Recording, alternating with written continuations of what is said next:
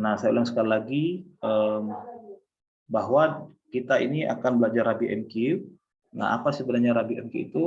Jadi RabbitMQ itu merupakan open source software yang khusus menghandle masalah message broker. Nah, RabbitMQ ini mengimplementasikan AMQP. Ya, ini merupakan protokol yang standar yang digunakan untuk messaging. Seperti itu ya. Nah, jadi RabbitMQ ini memberikan apa namanya ya? Menawarkan banyak fitur ya, seperti reliable. Tadi sudah saya sampaikan bagaimana konsep reliable itu. Flexible routing. Ini bisa Anda implementasikan mungkin dari konten base-nya, apakah dari header-nya, tergantung Anda. Bahkan waktu kemarin kita belajar WSO2 lebih powerful lagi ya, lebih powerful lagi.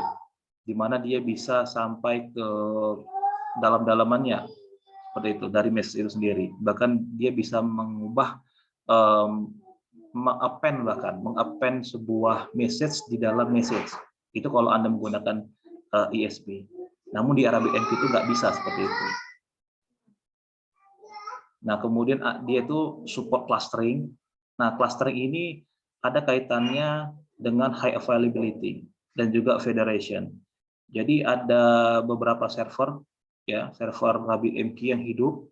Jadi kalau seandainya server yang kedua down, itu bisa yang namanya dikirimkan ke yang ketiga kayak gitu. Nah, ini masalah high availability dan federation. Ya, jadi kemudian apa sebenarnya AMQP merupakan open standard for passing message ya. Ini sudah ya bisa Anda lihat lah sendiri lebih detailnya. Seperti itu. Nah, jadi kalau kalian penasaran juga ya, mungkin Anda lihat-lihat juga di internet apa sih bedanya JMS dengan RabbitMQ. Ini pertanyaan yang sangat sering di internet. Nah, jadi JMS itu lebih ke arah API. Sesuai dengan namanya API kan, Application Programming Interface. Nah, karena dia merupakan sebuah interface, berarti kalian harus mengikuti kaidah yang sudah ditetapkan oleh interface tersebut. Ya, kalau kita belajar dulu PBO, ya kan, kalau ada interface, semua metode yang ada di dalam interface itu harus Anda implementasikan. Berbeda kalau misalnya menggunakan abstract class, ya kan? Anda bisa ibaratnya men-skip beberapa metode, kayak gitu, ya. Nah, sedangkan RabbitMQ itu nggak bagian dari Java EE, ya, tapi mengarah kepada software yang tujuannya apa? Hanya untuk merouting, melemparkan message tersebut seperti itu ya. Jadi sudah sangat jelas apa perbedaan dari si JMS dan juga si RabbitMQ seperti itu. Nah, ini referensi yang saya pakai. Silakan Anda baca kalau misalnya penasaran. Kemudian untuk tugasnya saya masih kasih point to point. Seperti itu, point to point. Kemudian nanti di tugasnya juga saya harap kalian bisa mengimplementasikan semacam high availability. Ya. Ada masalah kayak ada message hilang, kemudian bagaimana Anda membuat message ini jadi persisten. Jadi dia akan di-store ke dalam disk, bukan di dalam memori ya, karena memori itu bersifat non permanen seperti itu. Ya. Nah, di tugas kita juga nanti ada dua ya, deliverables. Yang pertama untuk personal dan juga ada kelompok. Ya. Kira-kira ada pertanyaan nggak dari sini?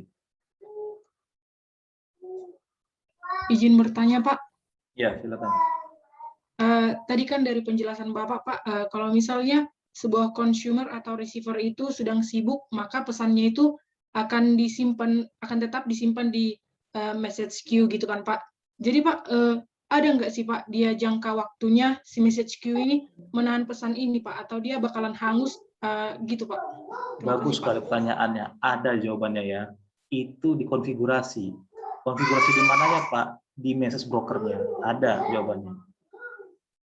Nah, bahkan tadi saya sampaikan, apakah message kalian itu akan disimpan dalam disk? Ya ada juga. Tergantung bagaimana Anda mengkonfigur. Kayak gitu. Oke. Ada lagi pertanyaan?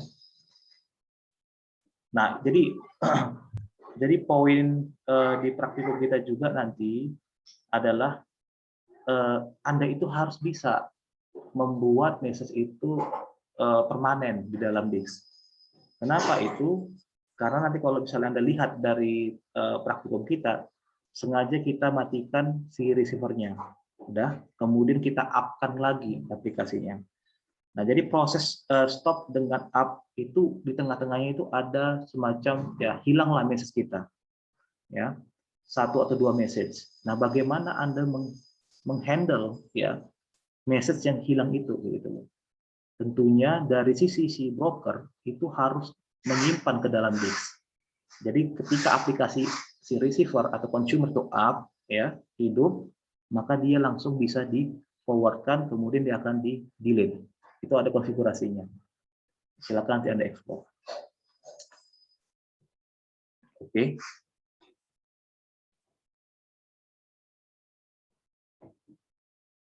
Duh, mana nih?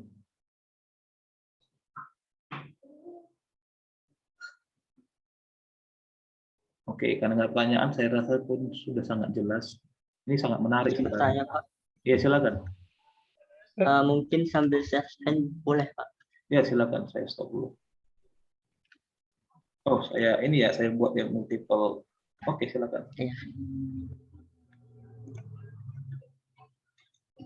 Sebelumnya terima kasih atas kesempatannya, Pak. Di sini saya ingin bertanya, Pak. Misalnya kita punya suatu aplikasi e-commerce, itu adalah produser kita, Pak. Kemudian kita mengimplementasikan message broker di sini.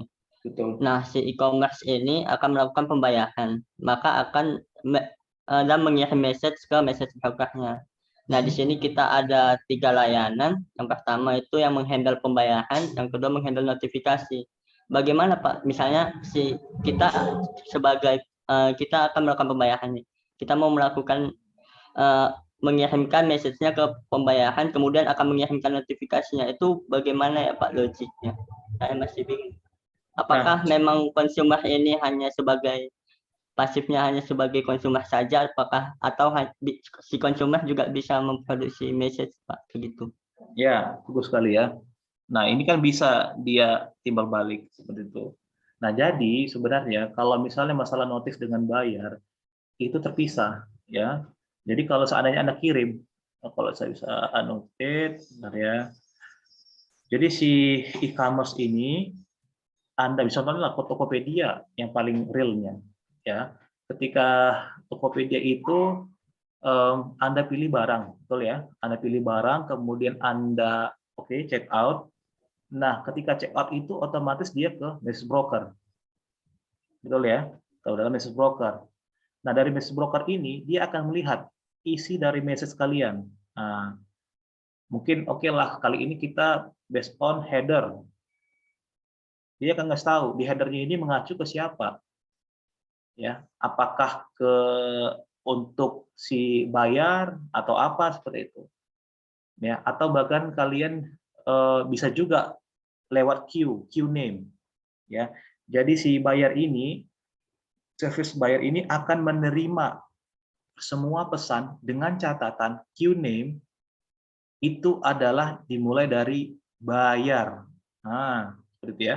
Dia akan melihat, oke, ternyata dia statusnya bayar, maka secara otomatis di-forwardkan ke mesin yang bertugas untuk menghitung pembayaran. Kayak gitu ya. Nah, setelah selesai, nah itu kan sebenarnya kan terjadi dari sisi si server, si consumer kan. Nah, nanti dari sini mungkin akan diproses ke tempat yang lain ya untuk ditampilkan. Oke, ternyata dia si Joshua sudah lunas pembayarannya. Ya kan? Akan masuklah ke dalam DB, dalam database kan. Nah, nanti aplikasi web sendiri, misalnya aplikasi web Tokopedia itu akan melakukan resynchronize terhadap datanya. Jadi dibacanya kembali data dari database, kayak gitu ya. Nah, kemudian nanti aplikasi kalian web itu secara otomatis akan menampilkan status lunas seperti itu. Jadi bukan main bolak-balik, enggak ya. Nggak seperti itu. Bisa nggak Pak buat seperti itu? Ya bisa.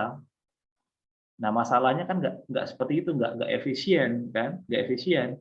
Karena apa? Karena baik aplikasi web e-commerce maupun aplikasi atau server yang melakukan perhitungan itu kan berada dari sisi si servernya, dari sisi Tokopedia-nya, bukan dari sisi kalian, kayak gitu, ya kan? Nah, maka akan lebih efisien apabila si aplikasi Tokopedia ini secara aktif melakukan synchronizing terhadap data yang ada di dalam database.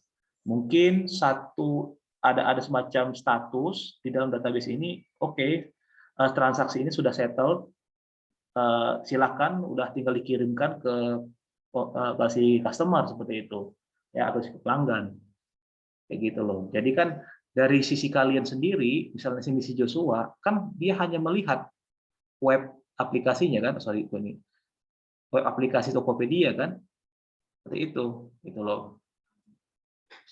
Ada lagi pertanyaan? Nah, kalau misalnya tanya si Jadi Pak, Joshua, loh kan Pak, tapi message-nya tadi dia dari si saya, ya betul, karena kan kalau kita mengconstructing namanya message, kan bisa kita lewat front end, betul? Kita tinggal menggunakan JSON, kayak gitu. Masih ingat ya konsep dari kenapa kita menggunakan web aplikasi, tujuannya itu. Jadi benar-benar nggak terikat penuh terhadap si server. Misalnya kita load lah aplikasi pertama sekali si web Tokopedia, udah selesai gitu aja, ya kan? Kemudian kita pilih-pilih barangnya, kemudian kita check out, kemudian dari sisi komputer kita akan mengenerate semacam message ya dalam bentuk JSON, kemudian akan dikirimkan ke message broker seperti itu kurang lebih. Ada lagi? jadi Pak maksudnya nanti si consumer satu misalnya memvalidasi pembayaran, dia tidak akan mengirimkan message balik lagi ke message broker begitu. Dia akan mengirimkan dalam bentuk ACK, terserah. Apakah Anda mau ngasih tahu dia bisa pakai ACK atau enggak? Nah, ACK ini tadi ya, salah satu tujuan kita untuk menghandle yang namanya data ini sih, apa namanya, load balancing, ya. Karena misalnya ya server ini lagi heavy load misalnya, ya udah si mesin kalian itu kasih tahu, saya nggak bisa terima lagi. Nah, dalam bentuk ACK. Bisa nggak saya kirimkan ACK juga tapi kondisi nggak ini? Bisa gitu. Ya terserah bagaimana kalian mengkonfigur. Seperti itu ya. Ada lagi? Baik Pak, sepertinya saya sudah paham. Terima kasih Pak. Yuk. Ada lagi?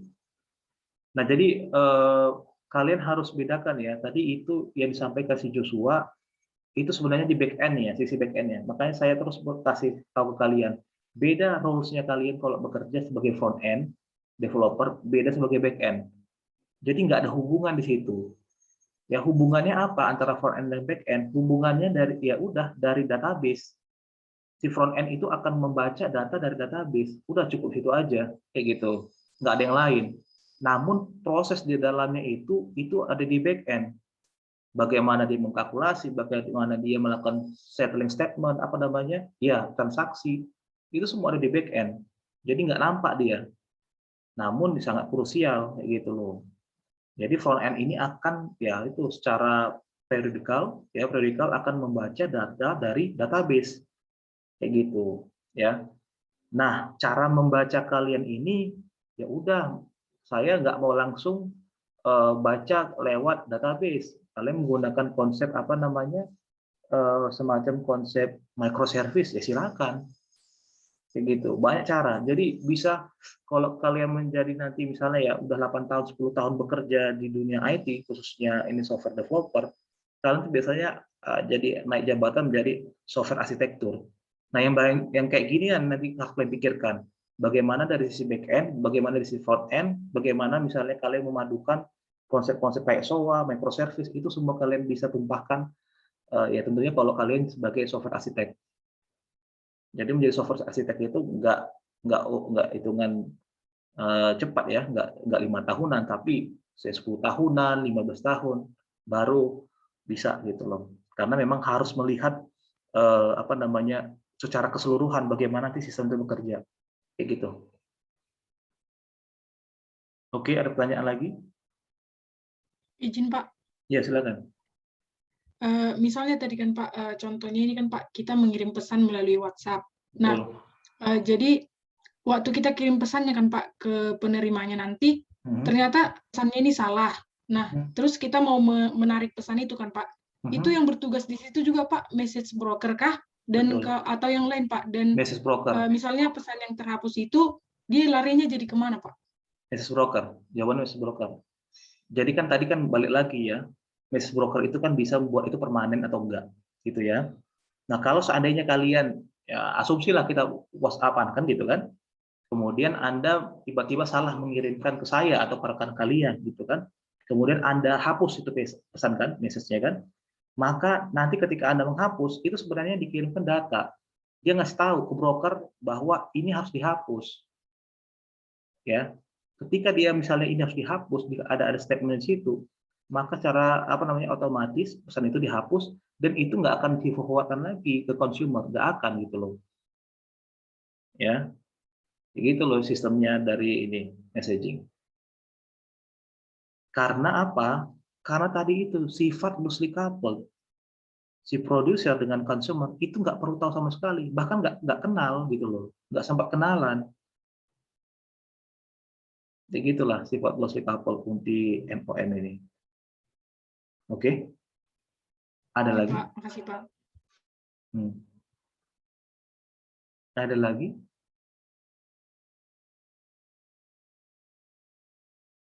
Pak, izin Ya. bertanya. Ya, silakan.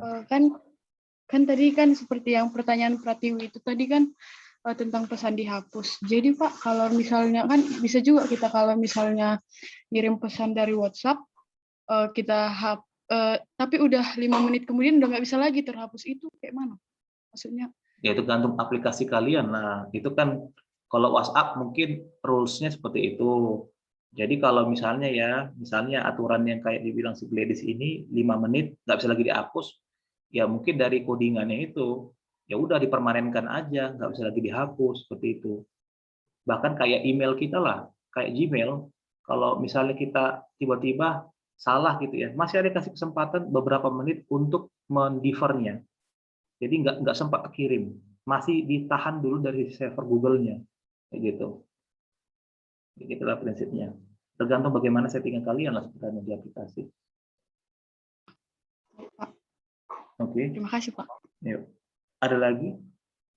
Nah, jadi kalian bisa menentukan. Nah, sekarang udah bisa lah. Kalian udah tinggal hitungan bulan sebenarnya. Hitungan bulan untuk selesai dari Dell. Jadi kalian harus tentukan, saya ini mau jadi apa? Apakah UX UI designer?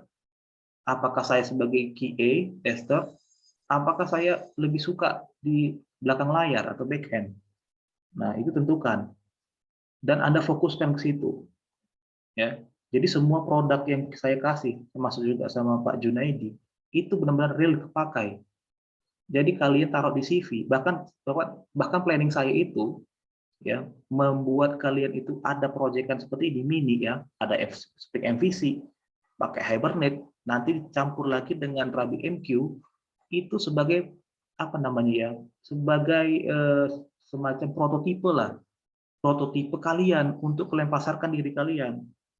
Produk yang kalian tawarkan, saya udah pernah buat kayak gini loh Pak, saya udah pernah buat kayak gini, saya ngerti dari front end ke back end itu ngerti, maka jual kalian itu harga jualnya jauh lebih tinggi. Sebenarnya itu cerita saya kenapa saya agak sedikit beratkan kalian di Java EE. Namun sudah terbantu sebenarnya di Pasti. Kalian sudah belajar SOA, kalian sudah belajar sedikit ya microservice kayaknya sudah, kok salah sudah. Kalian juga sudah belajar ISB. Saya rasa ketika masuk kayak gini udah tinggal nangkap aja seperti itu menurut saya. Ya. Ada pertanyaan? Nggak ada ya? Oke, karena nggak ada pertanyaan, saya rasa cukup sesi hari ini. Nah, jadi perhatikan deadline kita hari ini. Semoga kalian bisa selesaikan, karena di minggu depan juga ada lagi teknologi yang diajarkan oleh Pak Junaidi. Tentunya pasti punya pekerjaan ya, punya project. Oke, karena nggak ada pertanyaan, thank you buat kita semua. Selamat siang.